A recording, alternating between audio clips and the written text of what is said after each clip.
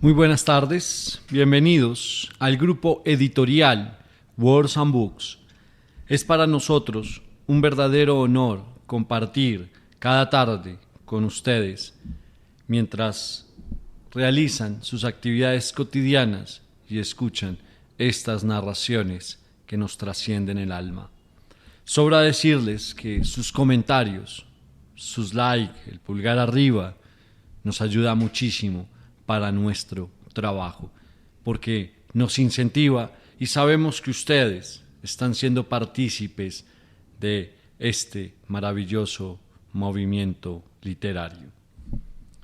Hoy, y gracias a una autorización que nos dieron, porque siempre fue mi deseo leerlo en este canal, vamos a narrar La muerte del estratega, una obra maravillosa que relata los últimos momentos del Imperio Romano envuelto en una maravillosa e increíble historia de amor. Esto con la magistralidad de la pluma del gran Álvaro Mutis. Espero y esperamos que sea de su agrado. No olviden dejar sus comentarios y sus impresiones. La muerte del estratega. Algunos hechos de la vida y la muerte de Alar el Ilirio, estratega de la emperatriz Irene en el tema de Licandos, ocuparon la atención de la Iglesia cuando, en el Concilio Ecuménico de Nicea, se habló de la canonización de un grupo de cristianos que sufrieran martirio a manos de los turcos en una emboscada en las arenas sirias. Al principio, el nombre de Alar se mencionaba junto con el de las demás mártires. Quien vino a poner en claro el asunto fue el patriarca de Laconia, Nicéforo Calixes. Tras examinar algunos documentos relativos al estratega y a su familia, que aportaron nuevas luces sobre la vida de Alar y alejaron cualquier posibilidad de entronizarlo en los altares, finalmente, cuando se dieron a conocer en el concilio las cartas de Alar a Andrónico, su hermano, la Iglesia impuso un denso silencio en torno al Ilirio, y su nombre volvió a la oscuridad, de donde lo rescatará la ambición política de la Iglesia de Oriente. Alar, llamado el Ilirio por la forma peculiar de sus ojos hundidos y rasgados, era hijo de un alto funcionario del imperio, que gozó del favor del Basileus en tiempos de la lucha de las imágenes. El hábil cortesano se ocupó bien poco de la educación de su hijo y convino en que la recibiera en Grecia, bajo la influencia de los últimos neoplatónicos. En el desorden de la decadente Atenas, perdió Alar todo vestigio, si lo tuvo algún día, de fe en el Cristo. Tampoco el padre se había distinguido por su piedad y su alta posición en la corte la ganó más por su inagotable reserva de sutilezas diplomáticas que por su fervor religioso. Pero cuando el muchacho regresó de Atenas, el padre no pudo menos de asombrarse ante la forma descuidada y ligera como se refería a los asuntos de la Iglesia. Y aunque se vivía entonces los momentos de más cruenta persecución iconoclasta, no por eso dejaba el palacio de Magnura de estar erizado de mortales trampas teológicas y litúrgicas. Gente mejor colocada que el Alar y con mayor ascendente con el autocrátor había perdido los ojos y a menudo la vida por una frase ligera o una incompostura en el templo. Mediante hábiles disculpas, el padre de Alar consiguió que el emperador incorporase al Ilirio a su ejército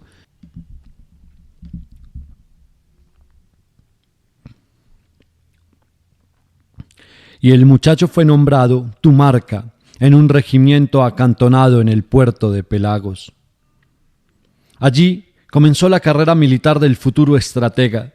Como hombre de armas, Alar no poseía virtudes muy sólidas, un cierto escepticismo sobre la vanidad de las victorias y ninguna atención a las graves consecuencias de una derrota hacían de él un mediocre soldado. En cambio, pocos lo aventajaban en la humanidad de su trato y en la cordial popularidad de que gozaba entre la tropa.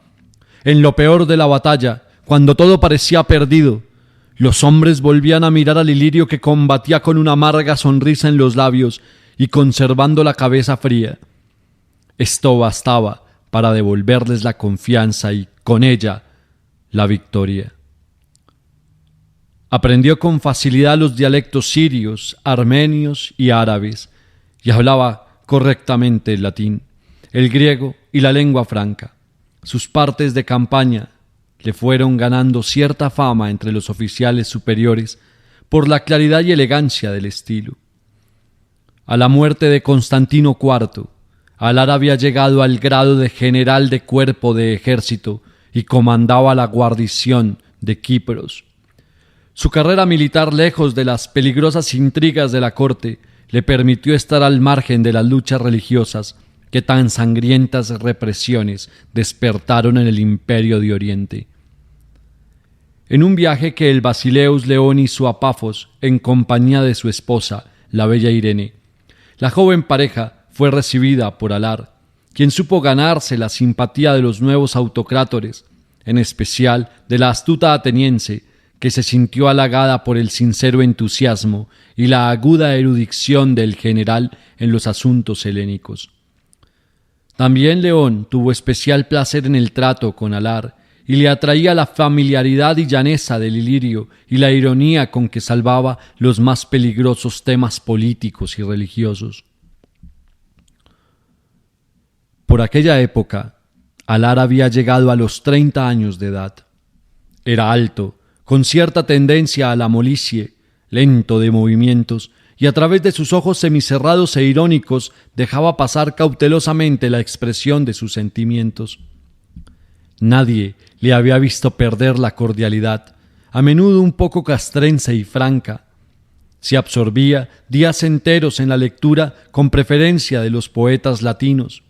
Virgilio, Horacio y Cátulo le acompañaban a donde quiera que fuese. Cuidaba mucho de su atuendo y sólo en ocasiones vestía el uniforme. Su padre murió en la plenitud de su prestigio político, que heredó Andrónico, hermano menor del estratega, por quien éste sentía particular afecto y mucha amistad. El viejo cortesano había pedido a Alar que contrajera matrimonio con una joven de la alta burguesía de Bizancio, hija de un grande amigo de la casa. Para cumplir con el deseo del padre, Alar la tomó por esposa, pero siempre halló la manera de vivir alejado de su casa sin romper del todo con la tradición y los mandatos de la Iglesia. No se le conocían, por otra parte, los amoríos y escándalos tan comunes entre los altos oficiales del imperio. No por frialdad o indiferencia, sino más bien por cierta tendencia a la reflexión y al ensueño, nacida de un temprano escepticismo hacia las pasiones y esfuerzos de las gentes. Le gustaba frecuentar los lugares en donde las ruinas atestiguaban el vano intento del hombre por perpetuar sus hechos. De allí su preferencia por Atenas, su gusto por Chipre y sus arriesgadas incursiones a las dormidas arenas de Heliópolis y Tebas.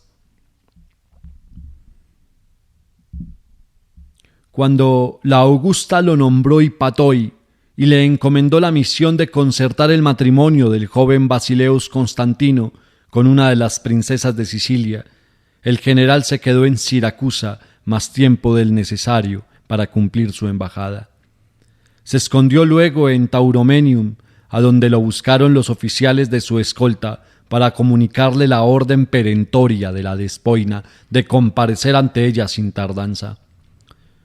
Cuando se presentó a la sala de los delfines, después de un viaje que se alargó más de lo prudente a causa de las visitas a pequeños puertos y calas de la costa africana que escondían ruinas romanas y fenicias, la Basilisa había perdido por completo la paciencia.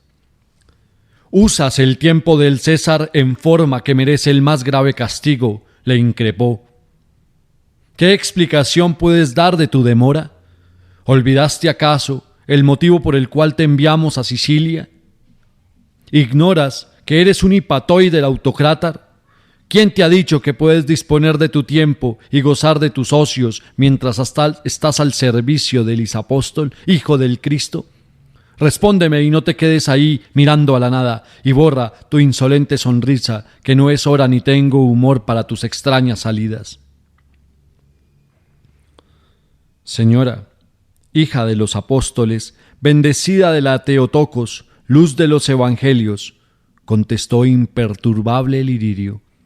Me detuve buscando las huellas del divino Ulises, inquiriendo la verdad de sus astucias, pero este tiempo ni fue perdido para el imperio, ni gastado contra la santa voluntad de vuestros planes. No convenía a la dignidad de vuestro hijo, el Porfirogeneta, un matrimonio a todas luces desigual. No me pareció, por otra parte, oportuno enviaros con un mensajero ni escribiros las razones por las que no quise negociar con los príncipes sicilianos. Su hija está prometida al heredero de la casa de Aragón por un pacto secreto, y habían promulgado su interés en un matrimonio con vuestro hijo, con el único propósito de encarecer las condiciones del contrato. Así fue como ellos solos, ante mi evidente desinterés en tratar el asunto, descubrieron el juego. En cuanto a mi regreso, oh escogida del Cristo, estuvo, es cierto, entorpecido por algunas demoras en las cuales mi voluntad puso menos que el deseo de presentarme ante ti. Aunque no quedó Irene muy convencida de las especiosas razones del Ilirio, su enojo había ya cedido casi por completo.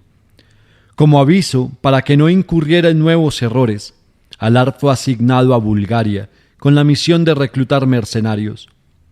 En la polvorienta guarnición de un país que le era especialmente antipático, Alar sufrió el primero de los varios cambios que iban a operarse en su carácter. Se volvió algo taciturno y perdió ese permanente buen humor que le valiera tantos y tan buenos amigos entre sus compañeros de armas y aun en la corte. No es que se le viera irritado, ni que hubiera perdido esa virtud muy suya de tratar a cada cual con la cariñosa familiaridad de quien conoce muy bien a las gentes, pero a menudo se le veía ausente, con la mirada fija en un vacío del que parecía esperar ciertas respuestas a una angustia que comenzaba a trabajar su alma. Su atuendo se hizo más sencillo y su vida más austera. El cambio, en un principio, solo fue percibido por sus íntimos, y en el ejército y la corte siguió gozando del favor de quienes le profesaban amistad y admiración. En una carta del higoumeno Andrés, grande amigo de Alar y conocedor avisado de las religiones orientales, dirigida a Andrónico, con el objetivo de informarle sobre la entrevista con su hermano, el venerable relata hechos y palabras del Ilirio, que en mucho contribuyeron a echar por tierra el proyecto de canonización. Dice, entre otras cosas: encontré al general en Sarosgrad, pagaba a los primeros mercenarios y se ocupaba de su entrenamiento. No lo hallé en la ciudad ni en los cuarteles. Había hecho levantar su tienda en las afueras de la aldea, a orillas de un arroyo, en medio de una huerta de naranjas, el aroma de cuyas flores prefiere. Me recibió con la cordialidad de siempre, pero lo noté distraído y un poco ausente. Algo en su mirada hizo que me sintiera en vaga forma culpable e inseguro. Me miró un rato en silencio y, cuando esperaba que preguntaría por ti y por los asuntos de la corte o por la gente de su casa, me inquirió de improviso: ¿cuál es el Dios que te arrastra por los templos, venerable? ¿Cuál de todos? No comprendo tu pregunta, le contesté, y él, sin volver sobre el asunto, comenzó a proponerme, una tras otra, las más diversas y extrañas cuestiones sobre la religión de los persas y sobre la secta de los brahmanes. Al comienzo creí que estaba febril, después me di cuenta que sufría mucho y que las dudas lo acosaban como a perros feroces. Mientras le explicaba algunos de los pasos que llevaban a la perfección o nirvana de los hindús, saltó hacia mí gritando: «Tampoco ese es el camino, estamos en una trampa». Se recostó en el canastro de pieles que le sirve de lecho y, cubriéndose el rostro con las manos, volvió a sumirse en el silencio. Al fin se disculpó diciéndome: «Perdona, venerable Andrés, pero llevo 2 meses tragando el rojo polvo de Dacia y oyendo el idioma chillón de estos bárbaros, y me cuesta trabajo dominarme. Dispénsame y sigue tu explicación, que me atañe en mucho. Seguí mi exposición, pero había ya perdido el interés en el asunto, pues más me preocupaba la reacción de tu hermano. Comenzaba a darme cuenta de cuán profunda era la crisis por la que pasaba. Bien sabes, como hermano y amigo queridísimo suyo, que el general cumple por pura fórmula y solo como parte de la disciplina y el ejemplo que debe a sus tropas con los deberes religiosos. Para nadie es ya un misterio su total apartamiento de nuestra Iglesia y de toda otra convicción de orden religioso. Como conozco muy bien su inteligencia y hemos hablado en muchas ocasiones sobre esto, no pretendo siquiera intentar su conversión. Temo, sí, que el venerable metropolitano Miquel Lacandianos, que tanta influencia ejerce ahora sobre nuestra muy amada Irene y que tan pocas simpatías ha demostrado siempre por vuestra familia, pueda enterarse en detalle de la situación del Ilirio y la haga valer en su contra ante la Basilisa.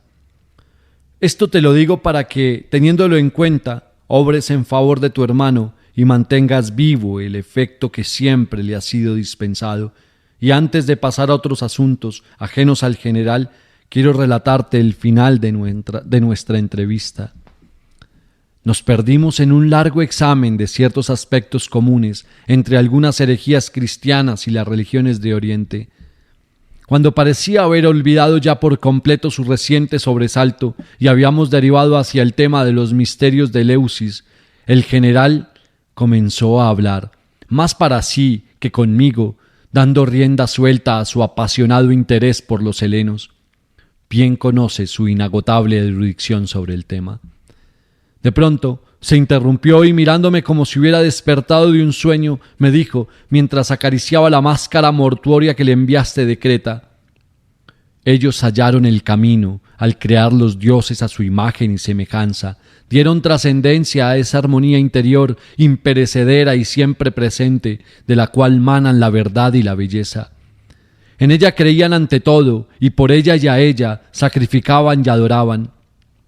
Eso los ha hecho inmortales. Los helenos sobrevivirán a todas las razas, a todos los pueblos, porque del hombre mismo rescataron las fuerzas que vencen a la nada. Es todo lo que podemos hacer.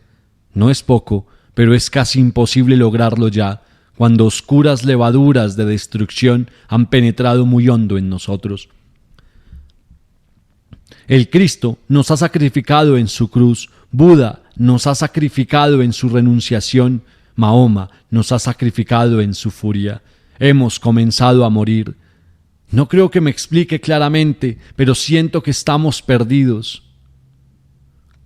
que nos hemos hecho a nosotros mismos el daño irreparable de caer en la nada.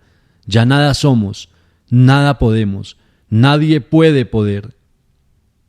Me abrazó cariñosamente, no me dijo más, y abriendo un libro se sumió en su lectura. Al salir, me llevé la certeza de que el más entrañable de nuestros amigos, tu hermano amantísimo, ha comenzado a andar por la peligrosa senda de una negación sin límites y de implacables consecuencias.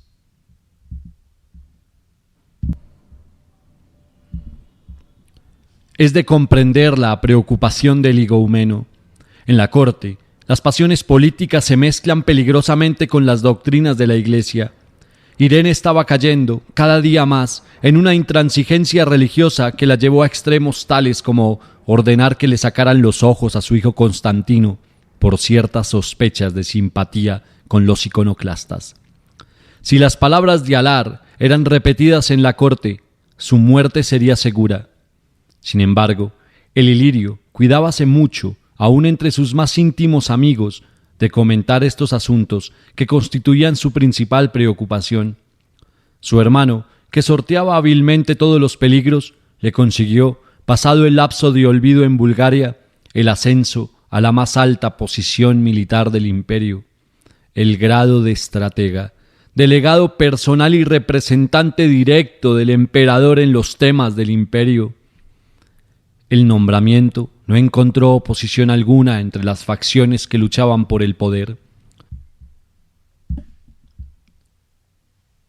Unos y otros estaban seguros de que no contarían con el Ilirio para fines políticos y se consolaban pensando en que tampoco el adversario contaría con el favor del estratega. Por su parte, los basileus sabían que las armas del imperio quedaban en manos fieles y que jamás se tornarían contra ellos, conociendo como conocían el desgano y desprendimiento del Ilirio hacia todo lo que fuera poder político o ambición personal.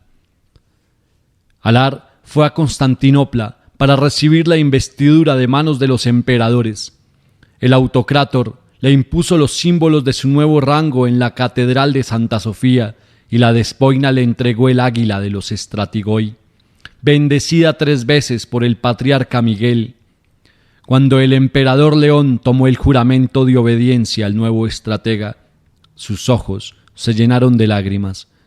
Muchos citaron después este detalle como premonitorio del fin tristísimo del Alar y del no menos trágico de León. La verdad era que el emperador se había conmovido por la forma austera y casi monástica como su amigo de muchos años recibía la más alta muestra de confianza y la más amplia delegación de poder que pudiera recibir un ciudadano de Bizancio después de la púrpura imperial. Un gran banquete fue servido en el palacio de Hieria, y el estratega, sin mencionar ni agradecer al Augusto el honor inmenso que le dispensaba, entabló con León un largo y cordialísimo diálogo sobre algunos textos hallados por los monjes de la isla de Principo y que eran atribuibles a Lucrecio. Irene interrumpió en más de una ocasión la animada charla, y en una de ellas sembró un temeroso silencio entre los presentes, y fue memorable la respuesta del estratega. «Estoy segura», apuntó la despoina, «que nuestro estratega pensaba más en los textos del pagano Lucrecio que en el santo sacrificio que por la salvación de su alma celebraba nuestro patriarca». «En verdad, Augusta», contestó Alar, «que me preocupaba mucho durante la Santa Misa el texto atribuido a Lucrecio, pero precisamente por la semejanza que hay en él con ciertos pasajes de nuestras sagradas escrituras. Sólo el verbo que da verdad eterna a las palabras está ausente del latín. Por lo demás, bien pudiera atribuirse su texto a Daniel el profeta o al apóstol Pablo en sus cartas». La respuesta de Alar tranquilizó a todos y desarmó a Irene, que había hecho la pregunta en buena parte, empujada por el metropolitano Miguel. Pero el estratega se dio cuenta de cómo su amiga había caído sin remedio en un fanatismo ciego que la llevaría a derramar mucha sangre, comenzando por la de su propia casa. Y aquí termina la que pudiéramos llamar vida pública de Alar el Ilirio. Fue aquella la última vez que estuvo en Bizancio. Hasta su muerte permaneció en el tema de Licandos, en la frontera con Siria, y aún se conservan vestigios de su activa y eficaz administración. Levantó numerosas fortalezas para oponer una barrera militar a las invasiones musulmanas. Visitaba de continuo cada uno de estos puestos avanzados. Por miserable que fuera y por perdido que estuviera en las áridas rocas o en las abrasadoras arenas del desierto. Llevaba una vida sencilla de soldado, asistido por sus gentes de confianza, unos caballeros macedónicos, un anciano retórico dorio por el que sentía particular afección, a pesar de que no fuera hombre de grandes dotes y de señalada cultura, un juglar provenzal que se le uniera cuando su visita a Sicilia y su guardia de fieles cazares que sólo a él obedecían y que reclutara en Bulgaria. La elegancia de su atuendo fue cambiándose a un simple traje militar, al cual añadía, los días de revista, el águila bendita de los Estratigoi. En su tienda de campaña le acompañaban siempre algunos libros, Horacio infaliblemente, la máscara funeral cretense, obsequio de su hermano, y una estatuilla de Hermes Trismegisto, recuerdo de una amiga maltesa, dueña de una casa de placer en Chipre. Sus íntimos se acostumbraron a sus largos silencios, a sus extrañas distracciones y a la severa melancolía que en las tardes se reflejaba en su rostro. Era evidente el contraste de esta vida del Ilirio con la que llevaban los demás estrategas del imperio. Habitaban suntuosos palacios, haciéndose llamar espada de los apóstoles, guardián de la divina Teotocos, predilecto del Cristo. Hacían vistosa ostentación de sus mandatos y vivían con lujo y derroche escandalosos, compartiendo con el emperador esa hierática lejanía, ese arrogante boato que despertaba en los súbditos de las apartadas provincias, abandonadas al arbitrio de los estrategas, una veneración y un respeto que tenía mucho de su misión religiosa. Caso único en aquella época fue el de Alar el Ilirio, cuyo ejemplo siguieron después los sabios emperadores de la dinastía Comnena, con pingües resultados políticos. Alar vivía entre sus soldados, escoltado únicamente por los casares y por el regimiento de caballeros macedónicos. Recorría continuamente la frontera de su tema, que limitaba con los dominios del incansable y ávido Admit-Kabil, reyesuelo sirio que se mantenía con el botín logrado en las incursiones a las aldeas del imperio. A veces se aliaba con los turcos en contra de Bizancio, y otras, estos lo abandonaban en neutral complicidad para firmar tratados de paz con el autocrátor. El estratega aparecía de improviso en los puestos fortificados y se quedaba allí semanas enteras, revisando la marcha de las construcciones y comprobando la moral de las tropas. Se alojaba en los mismos cuarteles, en donde le separaban una estrella pieza enjabelgada, Argiros. Su ordenanza le tendía un lecho de pieles que se acostumbró a usar entre los búlgaros. Allí administraba justicia, discutía con arquitectos y constructores y tomaba cuentas a los jefes de la plaza. Tal como había llegado, partía sin decir hacia dónde iba. De su gusto por las ruinas y de su interés por las bellas artes le quedaban algunos vestigios que salían a relucir cuando se trataba de escoger el adorno de un puente, la decoración de la fachada de una fortaleza o de rescatar tesoros de la antigua Grecia que habían caído en poder de los musulmanes.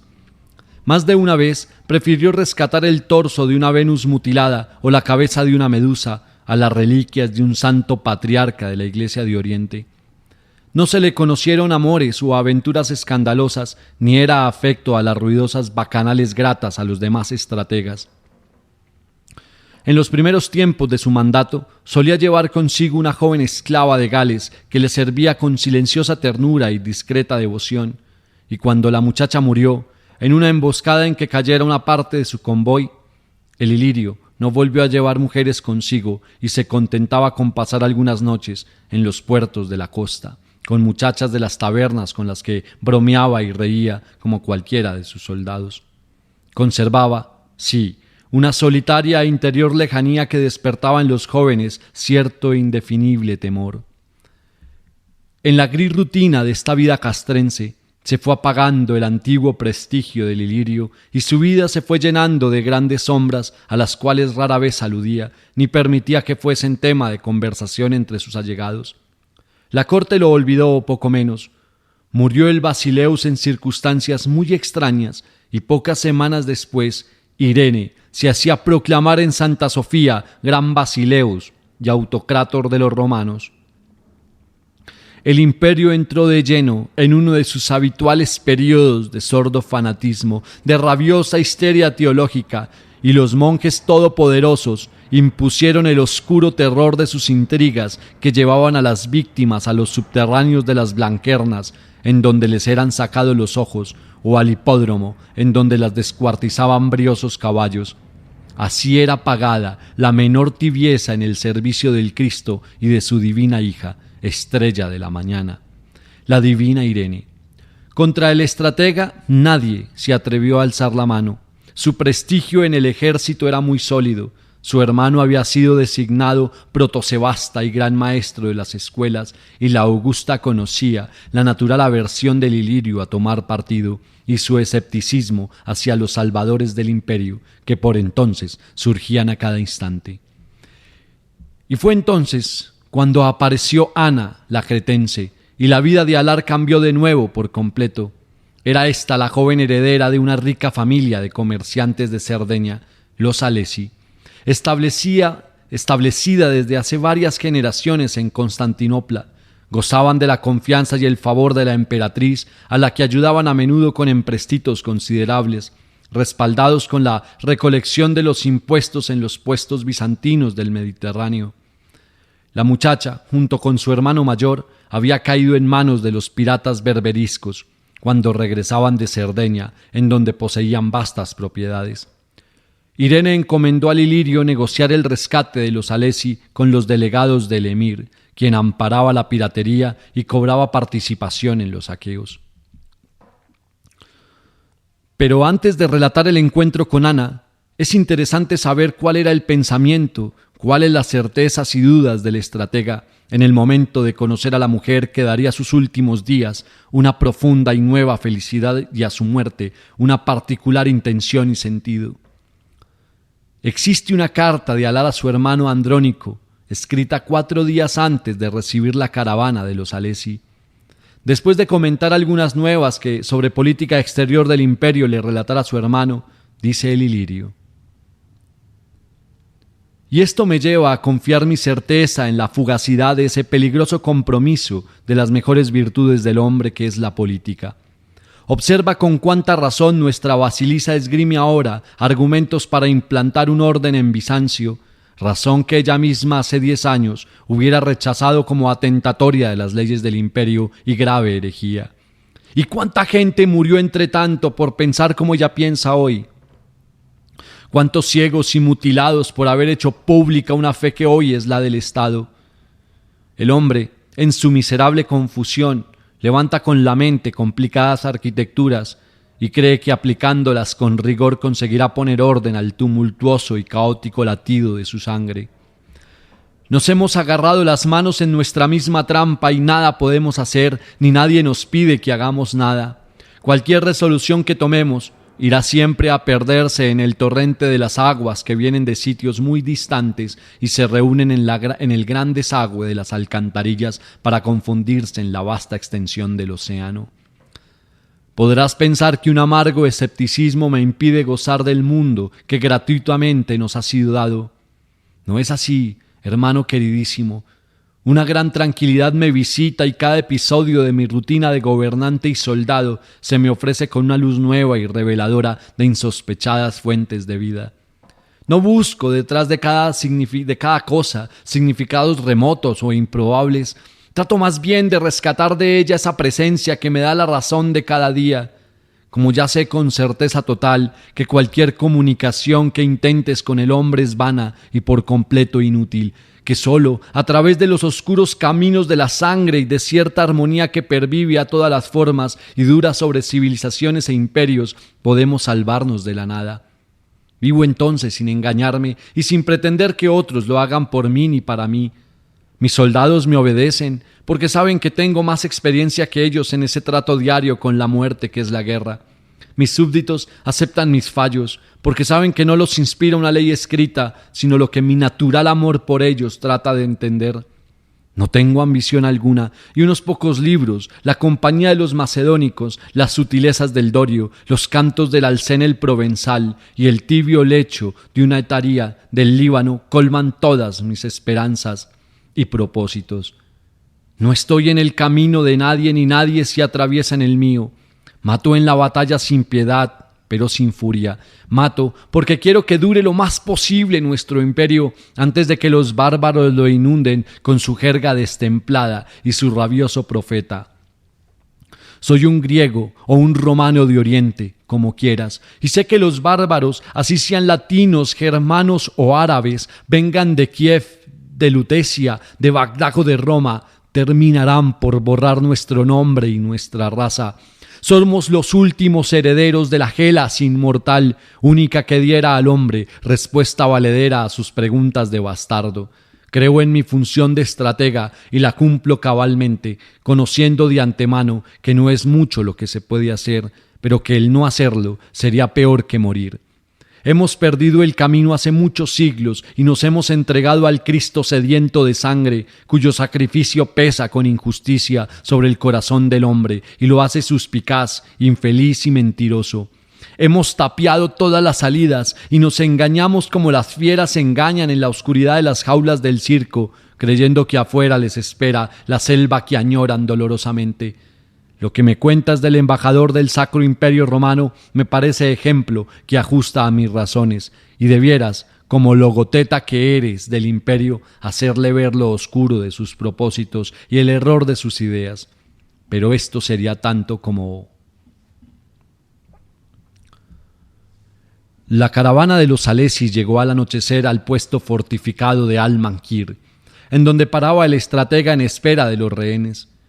El ilirio se retiró temprano, había hecho 3 días de camino sin dormir. A la mañana siguiente, después de dar las órdenes para despachar la caballería turca que los había traído, dio audiencia a los rescatados ciudadanos de Bizancio, entraron en silencio a la pequeña celda del estratega y no salían de su asombro al ver al protosebasta de Licandos, a la mano armada del Cristo, al hijo dilecto de la Augusta, viviendo como un simple oficial, sin tapetes ni joyas, acompañado únicamente de unos cuantos libros, tendido en su lecho de piel de oso. Repasaba unas listas de cuentas cuando entraron los Alesi. Eran 5, y los encabezaba un joven de aspecto serio y abstraído, y una muchacha de unos 20 años con un velo sobre el rostro. Los 3 restantes eran el médico de la familia, un administrador de la casa en Barí y un tío, higoumeno del Estoudión.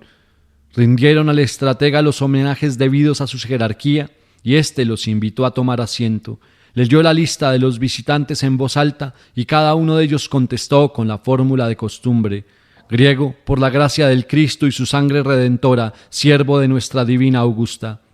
La muchacha fue la última en responder y para hacerlo se quitó el velo de la cara. No reparó en ella Alar en el primer momento y sólo le llamó la atención la reposada seriedad de su voz que no correspondía con su edad. Les hizo algunas preguntas de cortesía, averiguó por el viaje y al higoumeno y habló largo rato sobre su amigo Andrés, a quien aquel conocía superficialmente.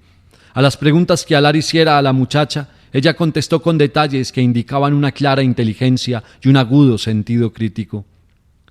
El estratega se fue interesando en la charla y la audiencia se prolongó por varias horas. Siguiendo alguna observación del hermano sobre el esplendor de la corte del emir, la muchacha preguntó al estratega: «Si has renunciado al lujo que impone tu cargo, debemos pensar que eres hombre de profunda religiosidad, pues llevas una vida al parecer monacal». Alar se le quedó mirando y las palabras de la pregunta se le escapaban a medida que le dominaba el asombro ante cierta secreta armonía de sabor muy antiguo que se descubría en los rasgos de la joven, algo que estaba también en la máscara cretense, mezclado con cierta impresión de salud ultraterrena que da esa permanencia a través de los siglos, de la interrelación de ojos y boca, nariz y frente y la plenitud de formas propias de ciertos pueblos del Levante. Una sonrisa de la muchacha le trajo de nuevo al presente y contestó: «Conviene más a mi carácter que a mis convicciones religiosas este género de vida. Por mi parte, lamento no poder ofrecerles mejor alojamiento». Y así fue como Alar conoció a Ana Alesi, a la que llamó después la cretense, y a quien amó hasta su último día y guardó a su lado durante los postreros años de su gobierno en Licandos. El estratega halló razones para ir demorando el viaje de los Alesi y después, pretextando la inseguridad de las costas, dejó a Ana consigo y envió a los demás por tierra, viaje que hubiera resultado en extremo penoso para la joven. Ana aceptó gustosa la medida, pues ya sentía hacia el ilirio el amor y la profunda lealtad que le guardara toda la vida. Al llegar a Bizancio, el joven Alesi se quejó ante la emperatriz por la conducta de Alar. Irene intervino a través de Andrónico para amonestar al estratega y exigirle el regreso inmediato de Ana. Alar contestó a su hermano en una carta, que también figura en los archivos del concilio y que nos da muchas luces sobre su historia y sobre las razones que lo unieron a Ana. Dice así: «En relación con Ana, deseo explicarte lo sucedido para que, tal como te lo cuento, se lo hagas saber a la Augusta. Tengo demasiada devoción y lealtad por ella para que, en medio de tanto conspirador y tanto traidor que la rodea, me distinga precisamente a mí con su injusto enojo. Ana es hoy todo lo que me ata al mundo. Si no fuera por ella, Hace mucho tiempo que hubiera dejado mis huesos en cualquier emboscada nocturna. Tú lo sabes mejor que nadie, y como nadie entiendes mis razones. Al principio, cuando apenas la conocía, en verdad pretexté ciertos motivos de seguridad para guardarla a mi lado. Después se fue uniendo cada vez más a mi vida y hoy el mundo se sostiene para mí a través de su piel, de su aroma, de sus palabras, de su amable compañía en el lecho y de la forma como comprende, con clarividencia hermosísima, las verdades, las certezas que he ido conquistando en mi retiro del mundo y de sus sórdidas argucias cortesanas. Con ella he llegado a apresar, al fin, una verdad suficiente para vivir cada día. La verdad de su tibio cuerpo, la verdad de su voz velada y fiel, la verdad de sus grandes ojos asombrados y leales. Como esto es muy parecido al razonamiento de un adolescente enamorado, es probable que en la corte no lo entiendan. Pero yo sé que la Augusta sabrá cuál es el particular sentido de mi conducta. Ella me conoce hace muchos años y en el fondo de su alma cristiana de hoy reposa, escondida, la aguda ateniense que fuera mi leal amiga y protectora. Como sé cuán deleznable y débil es todo intento humano de prolongar, contra todos y contra todo, una relación como la que me une a Ana, si la despoina insiste en ordenar su regreso a Constantinopla, no moveré un dedo para impedirlo. Pero allí habrá terminado para mí todo interés en seguir sirviendo a quien tan torpemente me lastima. Andrónico comunicó a Irene la respuesta de su hermano. La emperatriz se conmovió con las palabras del Ilirio y prometió olvidar el asunto. En efecto, 2 años permaneció Ana al lado de Alar, recorriendo con él todos los puestos y ciudades de la frontera y descansando en el estío, en un escondido puerto de la costa, en donde un amigo veneciano había obsequiado al estratega una pequeña casa de recreo. Pero los Alesi no se daban por vencidos y con ocasión de un emprestito que negociaba Irene con algunos comerciantes genoveses, la casa respaldó la deuda con su firma y la Basilisa se vio obligada a intervenir en forma definitiva. Si bien contra su voluntad, ordenando el regreso de Ana, la pareja recibió al mensajero de Irene y conferenciaron con él casi toda la noche. Al día siguiente, Ana la Cretente se embarcaba para Constantinopla y Alar volvía a la capital de su provincia. Quienes estaban presentes no pudieron menos de sorprenderse ante la serenidad con que se dijeron adiós. Todos conocían la profunda adhesión del estratega a la muchacha y la forma como hacía depender de ella hasta el más mínimo acto de su vida.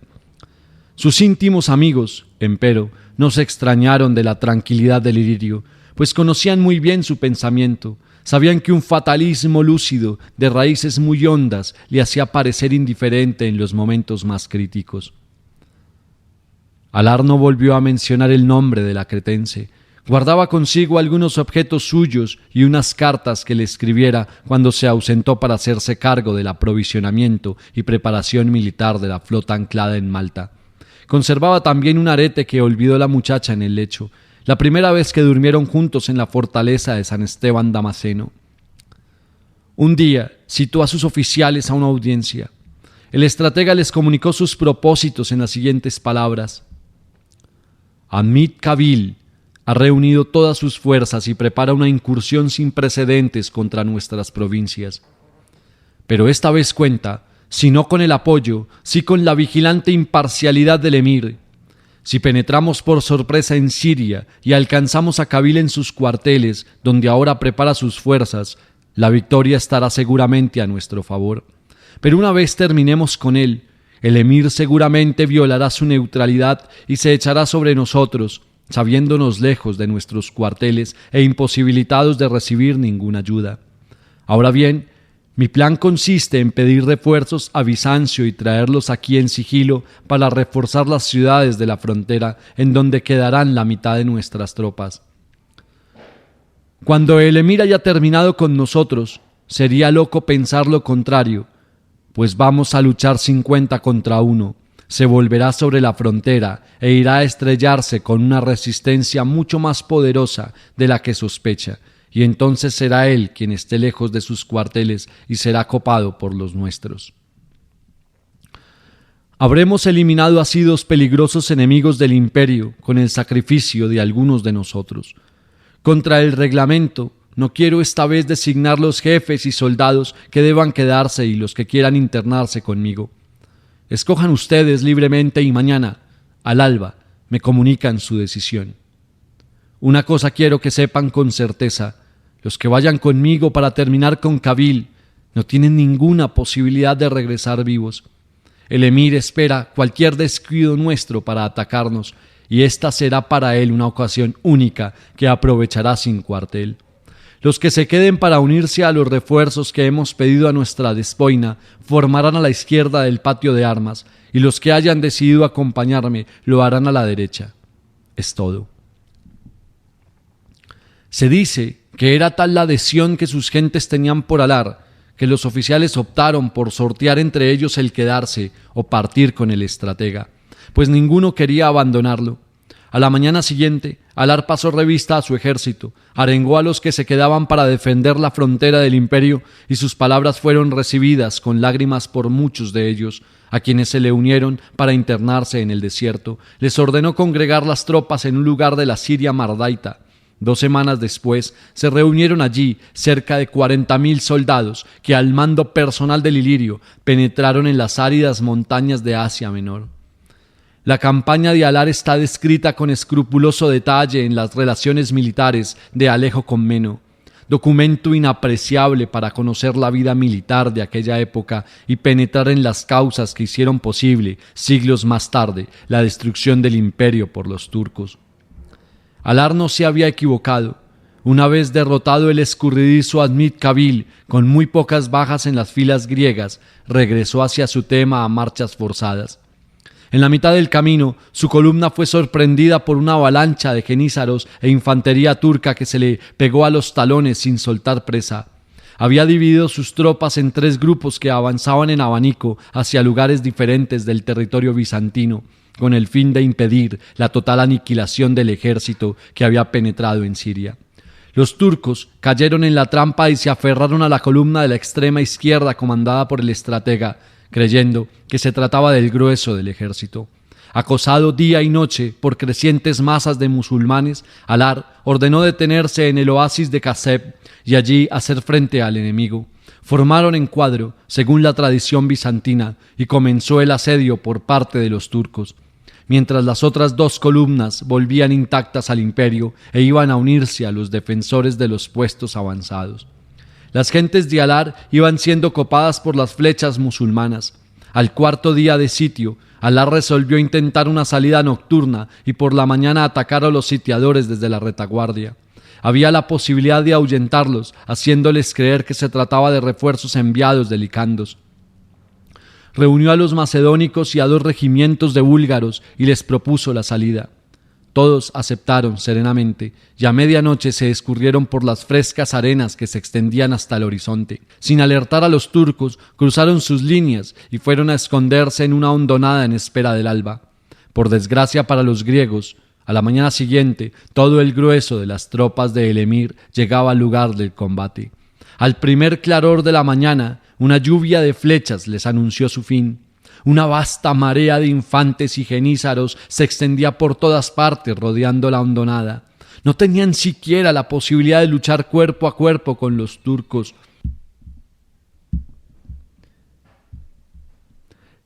Tal era la barrera impenetrable que formaban las flechas disparadas por estos.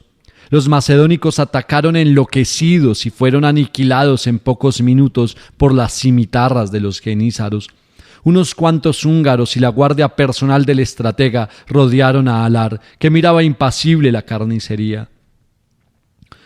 La primera flecha le atravesó la espalda y le salió por el pecho a la altura de las últimas costillas. Antes de perder por completo sus fuerzas, apuntó a un Mahdi que desde su caballo se divertía en matar búlgaros con su arco y le lanzó la espada, pasándolo de parte a parte. Un segundo flechazo le atravesó la garganta. Comenzó a perder sangre rápidamente y envolviéndose en su capa se dejó caer al suelo con una vaga sonrisa en el rostro. Los fanáticos búlgaros cantaban himnos religiosos y salmos de alabanza a Cristo con esa fe ciega y ferviente de los recién convertidos. Por entre las monótonas veces de los mártires comenzó a llegarle la muerte al estratega.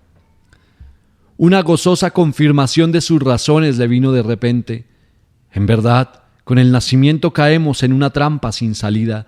Todo esfuerzo de la razón, la especiosa red de las religiones, la débil y perecedera fe del hombre en potencias que le son ajenas o que él inventa al torpe avance de la historia, las convicciones políticas, los sistemas de griegos y romanos para conducir el Estado, todo le pareció un necio juego de niños. Y ante el vacío que avanzaba hacia él, a medida que su sangre se escapaba, buscó una razón para haber vivido, algo que le hiciera valedera la serena aceptación de su nada. Y de pronto, como un golpe de sangre más que le subiera, el recuerdo de Ana la cretense le fue llenando de sentido toda la historia de su vida sobre la tierra.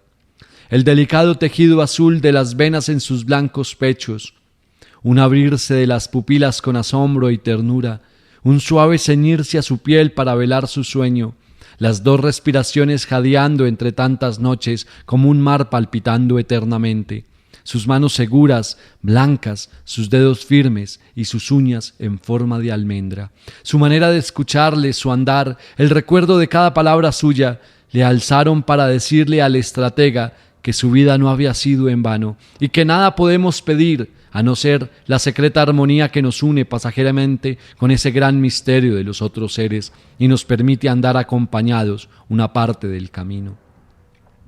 La armonía perdurable de un cuerpo y a través de ella el solitario grito de otro ser que ha buscado comunicarse con quien ama y lo ha logrado, así sea imperfecta y vagamente, le bastaron para entrar en la muerte con una gran dicha que se confundía con la sangre manando a borbotones. Un último flechazo lo clavó en la tierra atravesándole el corazón. Para entonces ya era presa de esa desordenada alegría tan esquiva de quien se sabe dueño del ilusorio vacío de la muerte. Fin. Esperamos que este maravilloso relato haya sido de su agrado. Los invitamos a dejar sus comentarios, a dejar sus likes y a suscribirse a nuestro canal. Dios los bendiga y que tengan un extraordinario día.